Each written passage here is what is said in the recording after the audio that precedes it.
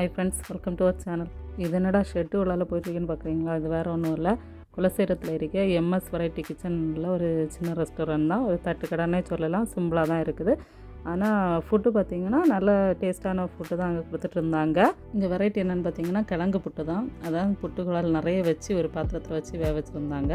அப்புறம் பரோட்டா, பீஃபு, அதுக்கப்புறம் பார்த்திங்கன்னா காடை, இந்த மாதிரி ஐட்டம்ஸ் எல்லாம் உண்டு.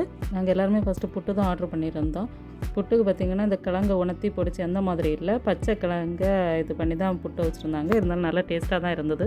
ஃபஸ்ட் டைம் நாங்கள் ட்ரை பண்ணியிருந்தோம். அதுக்கப்புறம் சிக்கன் ஃப்ரை, பரோட்டா, பீஃப் கறி, காடை இதெல்லாமே ஆர்டர் பண்ணியிருந்தோம். எல்லா ஃபுட்டுமே நல்லா டேஸ்ட்டாக தான் இருந்தது.